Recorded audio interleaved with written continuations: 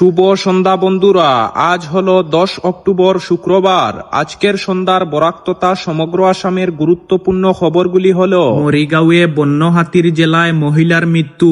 মরিগাঁও জেলার মিকিরবিটা থানার অন্তর্গত রঙ্গাদরিয়াবড়ি গ্রামে বন্য হাতির আক্রমণে এক মহিলা নিহত হন। জানা গেছে, মঙ্গলবার সন্ধ্যায় লহরিঘাটের ব্রহ্মপুত্র নদীর পাড়ে প্রথমে বন্য হাতিটি প্রত্যক্ষ করেন স্থানীয় জনতা। এই খবর শোনার সঙ্গে সঙ্গে অঞ্চল জুড়ে এক আতঙ্ক ছড়িয়ে পড়ে। বন্য হাতি রাতভর লহরিঘাটের তিনসুকিয়া, বুয়াবাড়ি ও নাগাবান্ধা অঞ্চলে তাণ্ডব চালিয়েছে, ব্যাপক পরিমাণে ক্ষেতের ফসল নষ্ট করে। বুধবার সকালে রঙ্গাদরিয়াবড়ি গ্রামে সকালে হাঁটতে বের হওয়া স্বর্ণালী দেবী নামের 55 বছর বয়সী মহিলাকে আক্রমণ করে গুরুতরভাবে আহত করে। সঙ্গে সঙ্গে তাকে মরিগাঁও অসামরিক হাসপাতালে ভর্তি করা হয় এবং মহিলাটি চিকিৎসাধীন অবস্থায় শেষ নিঃশ্বাস ত্যাগ করেন। এদিকে আজ বন্য হাতিটি দিনের বেলা নোয়াগাঁও জেলার বিভিন্ন অঞ্চলে তাণ্ডব চালিয়েছে বলে জানা গেছে। উল্লেখ্য, বন্য হাতিটি ওরাং অভয়ারণ্য থেকে ব্রহ্মপুত্র নদী পার হয়ে জনবসতিতে প্রবেশ করেছে বলে স্থানীয়রা সন্দেহ প্রকাশ করেছেন। পরবর্তী খবরটি হল, অন্ধ্রপ্রদেশের রেললাইন থেকে উদ্ধার শিলচরের যুবকের মৃতদেহ। অন্ধ্রপ্রদেশের বিজয়নগর স্টেশনের পাশে রেললাইন থেকে উদ্ধার হল শিলচর ইটখোলা খাসিয়াপট্টির বাসিন্দা শচীন সিং নামের যুবকের মৃতদেহ। কিভাবে ঘটনাটা ঘটেছে তা নিশ্চিত করে জানা যায়নি। শচীনের ঘনিষ্ঠ সূত্রে জানা গেছে, তিনি দক্ষিণ ভারতের কোনো এক স্থানে বেসরকারি সংস্থায় কাজ করতেন। সেখান থেকে বাড়িতে আসার জন্য ট্রেনে উঠেছিলেন। ট্রেনে চড়ার আগে বাড়ির লোকদের সঙ্গে মোবাইলে কথাও বলেছিলেন।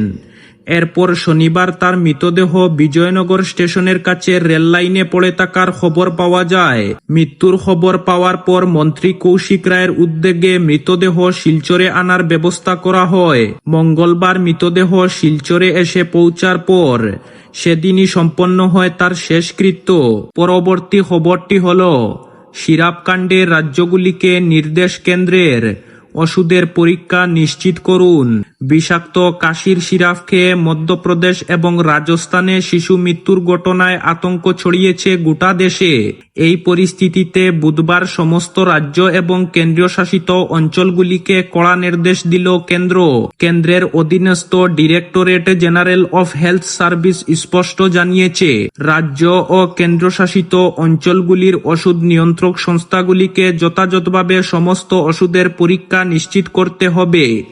কেন্দ্রের এই বিজ্ঞপ্তিতে বলা হয়েছে, সমস্ত রাজ্য এবং কেন্দ্রীয় শাসিত অঞ্চলের ওষুধ নিয়ন্ত্রণ সংস্থাগুলিকে অনুরোধ করা হচ্ছে তারা যেন উৎপাদনের আগে সমস্ত ওষুধের পরীক্ষা নিরীক্ষা নিশ্চিত করে।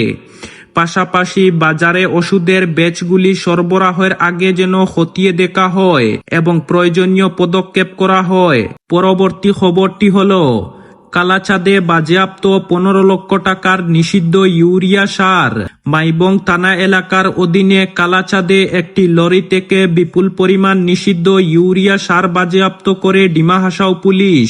পুলিশের মতে, গত 5 অক্টোবর সন্ধ্যায় 27 নম্বর জাতীয় সড়কের পাশ দিয়ে থাকা অবস্থায় একটি লরি অন্য একটি গাড়িতে এসে ধাক্কা মারার জেরে লরিটি ক্ষতিগ্রস্ত হয়।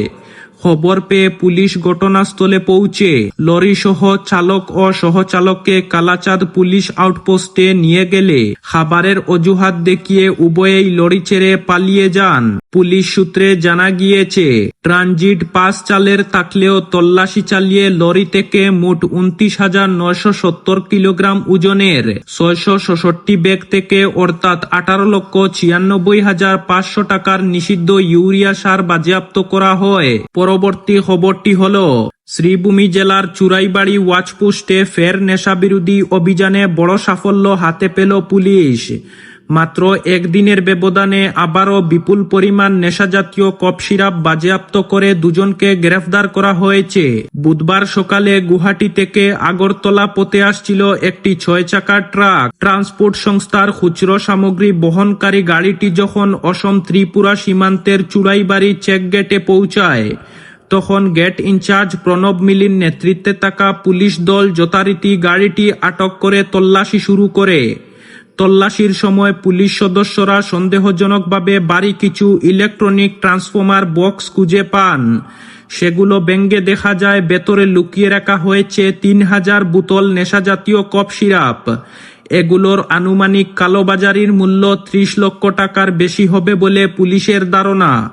ঘটনার সঙ্গে জড়িত থাকার অভিযোগে পুলিশ ট্রাকের চালক মনু বর্মন ও সহচালক রবি বর্মনকে ঘটনাস্থল থেকে আটক করে।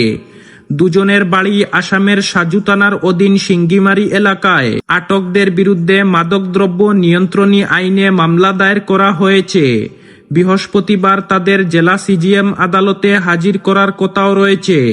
চুরাইবাড়ি ওয়াচপোস্টের পুলিশের টানা অভিযান এবং নেশা বিরোধী কঠোর পদক্ষেপে সাধারণ মানুষ সন্তোষ প্রকাশ করেছেন। স্থানীয়রা জানিয়েছেন, সীমান্ত এলাকা দিয়ে প্রতিনিয়ত মাদকদ্রব্য পাচারের চেষ্টা চলে। তবে পুলিশের সক্রিয় ভূমিকার কারণে মাদক ব্যবসায়ীদের কার্যক্রম ব্যাহত হচ্ছে। এই ছিল আজকের বিস্তারিত ও গুরুত্বপূর্ণ সংবাদ। ভিডিওটি যদি সামান্য পরিমাণ প্রয়োজনীয় বলে মনে হয় তাহলে ভিডিওটিতে একটি লাইক করে চ্যানেলটিকে সাবস্ক্রাইব করে রাখবেন।